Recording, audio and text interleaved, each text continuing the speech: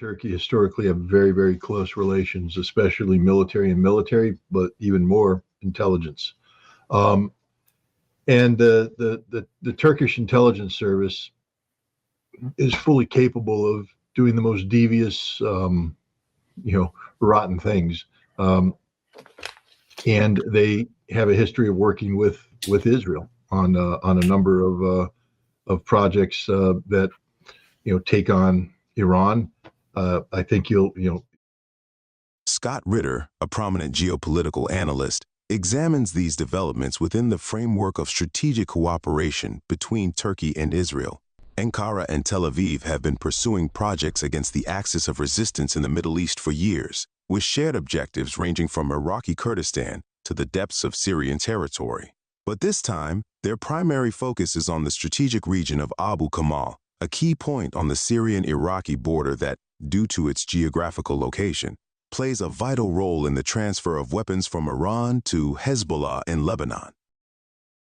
Everybody talks about the Israeli presence in Azerbaijan. That doesn't happen without the Turks. The Israeli presence in Kurdistan is closely coordinated with the Turks. Israel's anti-Iranian nuclear strategy, where they assassinate scientists and things of this nature, doesn't happen without the Turks. The Turks are very closely linked to Israel. According to Ritter, this region has long been a focal point for Israel, as he believes that controlling this area could block the strategic routes for the transfer of equipment and weapons to Lebanon and isolate Hezbollah, one of the main powers of the axis of resistance. Israel and the United States have repeatedly targeted this region with airstrikes. But these attacks are only part of a larger strategy aimed at weakening the axis of resistance by disrupting communication routes and reducing the military capabilities of Iran and its allies. Ritter emphasizes that these attacks are not only carried out independently by Israel and the United States, but Turkey is also directly involved in these plans. Turkey and Israel, secret allies. Ritter refers to the historical relations between Israel and Turkey, relations that have always been accompanied by deep military and intelligence cooperation. According to him, cooperation between the two countries in implementing military and intelligence projects against Iran and the axis of resistance has been common, and now, in the Syrian crisis, Turkey is acting as one of Israel's operational arms. The recent rebel attacks on Syrian cities, especially Hama and Abu Kamal, were designed to cut off the communication route between Iran and Hezbollah. These daring attacks, which were supported by Turkey and, according to Ritter, carried out with Israel's green light, were an attempt to upset the balance of power in the region and weaken the resistance, changing the balance of power with Russia's entry. But what Israel and Turkey did not expect was the rapid entry of Russia and the change in the balance of power. As soon as Russian forces arrived in the attacked areas, the rebels' advance was halted, and Israel and Turkey's plans failed. Ritter sees this development as a sign of Israel's strategic weakness. In his view, Tel Aviv was completely dependent on Turkey and the rebels in this battle, and their inability to continue advancing showed that this plan was not properly designed from the beginning.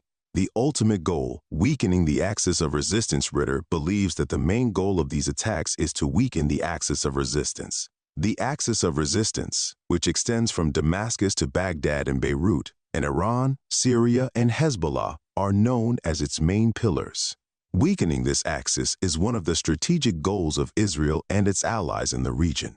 Ritter says, Israel cannot allow the axis of resistance, especially in Syria, to gain power. Any victory for Syria in this war will mean strengthening Iran and Hezbollah, something that Tel Aviv will prevent at all costs.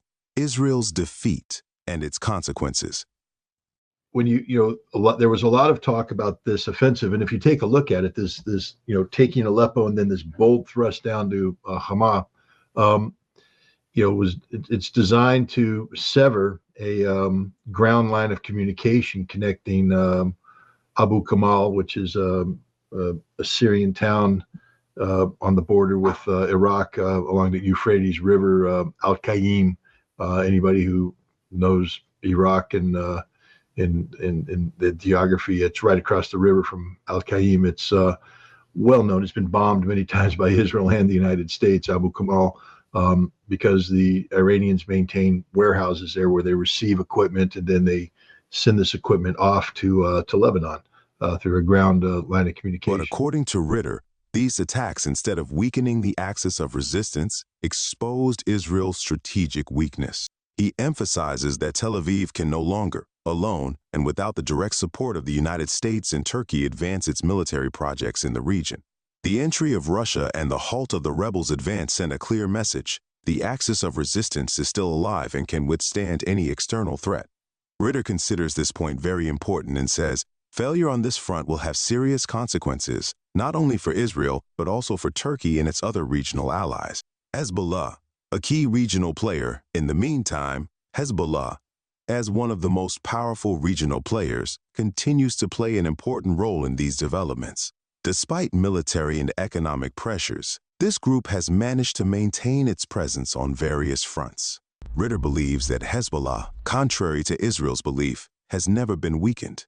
He says, although Israel tries to show itself as the winner with any agreement or ceasefire, the reality is that every ceasefire has been an opportunity for the resistance forces to rebuild and strengthen the future of conflicts in the region. There was a lot of talk that this offensive was designed to achieve that, in part to boldly thrust down, get Hamas and Homs to fall, and that would create big problems for this line of communication. And again, if you can get Assad to collapse, that takes Syria out of the game. And this is part of Israel's strategy, is to eliminate the Iranian presence in Syria and to eliminate Syria as a conduit for the transfer of equipment to Hezbollah so that Hezbollah can be starved out.